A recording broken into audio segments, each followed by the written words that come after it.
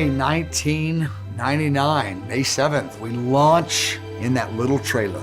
And for 4 months that summer, we do 13 hours a day. I was hearing about their meetings that were going on at IHOP and the worship, and it was so powerful.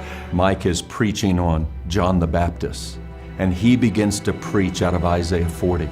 Be a voice, not an echo.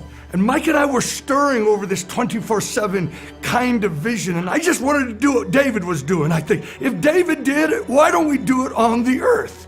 There was this sense of, we're going on this mission together, and our families that are all involved were journeying into the unknown, where something was going to happen, but we didn't know what it was going to be or why it was going to happen.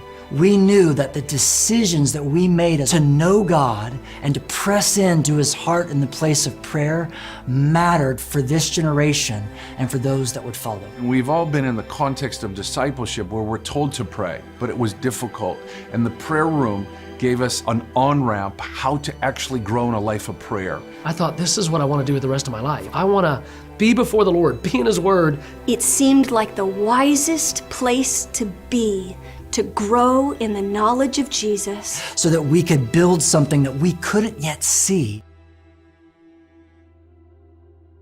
I love what Dean Briggs says. He calls it the great experiment.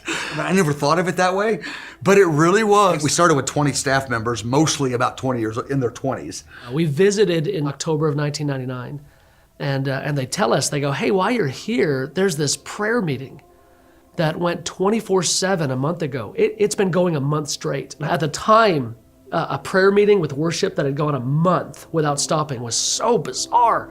And so we had to visit. We were just like, we gotta see this. I've never heard of a prayer meeting that hadn't stopped. But then I walk into the trailer and I'm instantly struck. I'm struck by lots of it. I'm struck by just the weakness of it. You know, there's lots of teenagers outside flirting, but then there's a lot of teenagers in the room and they're actually praying. And they're singing, and they're on the microphone singing. And Mike is helping them, Mike is coaching them. And I'm watching this, I'm instantly struck by a few things. Number one, I'm struck, this is what it means in a New Testament context to dwell in the house of the Lord, to be before the Lord, to inquire in His temple, to gaze at His beauty. I could see it, I could actually see it done.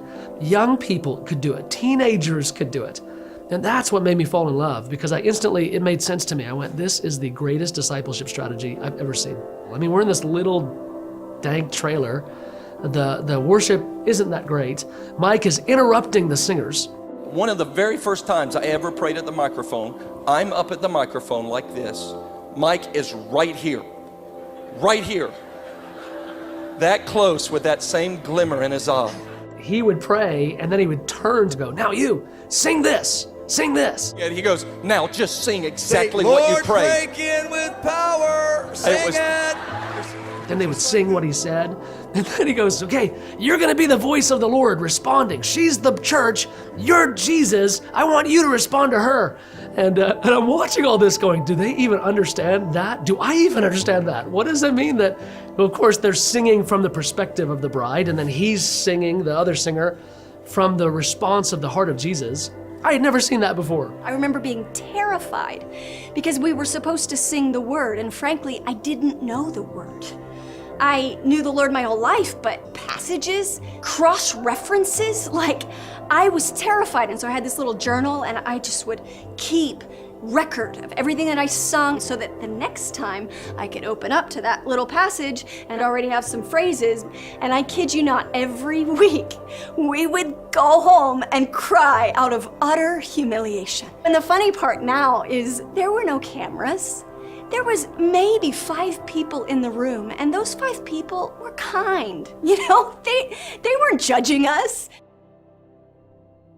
August the 6th of 1999, it was a Friday. They were going to make the announcement that we're going to start going 24/7. And what was interesting that day, this was the paper, the newspaper that day. The Kansas City Star was prophesying a 24-hour city. They're going to restore Power and Light District, and it says changes with speed plan and raised cost. So 24/7 was coming much faster than what we had thought. In the name of Jesus, we bow before you, we thank you.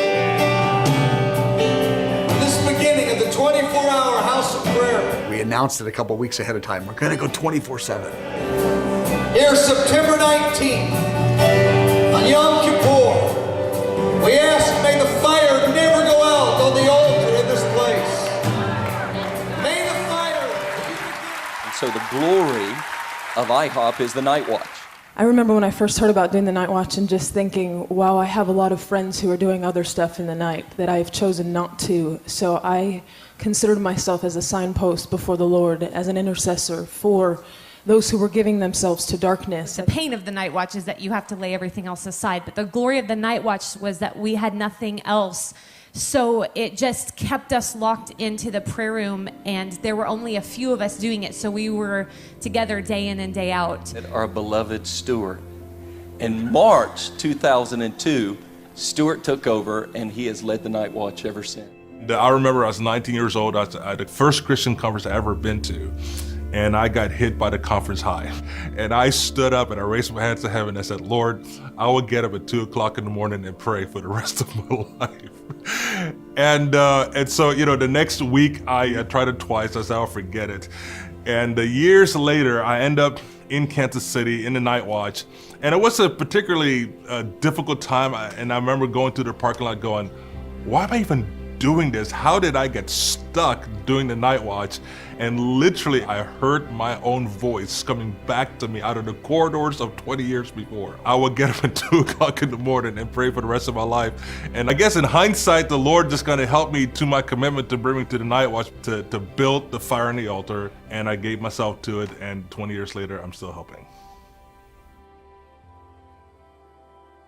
I remember the first One Thing conference really vividly. I remember going downtown and it being down at the convention center and down in one of those smaller rooms. I remember we had Matt Redman in to lead worship, and my friends and everybody kind of in that age group, you know, 17, 18 at the time, and just this like excitement. It's like God is moving and things are growing. And the story of the first One Thing conference, I mean, we started it because Bob Jones had said this is going to be a youth movement. And so we needed a gathering that spoke to young people that this is for you. Mike said it for years. If you go after the fathers and mothers, you don't necessarily get the young people. And if you go after the teens, you don't get the young adults. He goes, if we go after 18 to 25-year-olds, if that becomes what we aim at, everybody will come. Everybody will come. So I remember walking into the trailer one day and Mike saying that he wanted to do a young adult conference. And I said, that's awesome. The Lord's moving among young adults all over our nation in different streams of the body of Christ. I think that's right on. We started the conference in that light, but it was really stressful because it's December and there's 300 people registered. And the big stress was, do we cancel? The bill was around $100,000, $75,000, $100,000 downtown. And I'm like, I don't think this is wise. And I think that was kind of the general opinion. And Mike stood up with a certain amount of conviction and goes, no, this is our mandate and we are called to speak to this generation. We're gonna do it. And out of the blue, somehow over Christmas and the New Year's, 3,000 people show up. And I remember going, whoa, this is real. Like, this isn't a pipe dream, it's not a fairy tale. It cemented into me that the prophetic promises were going to happen.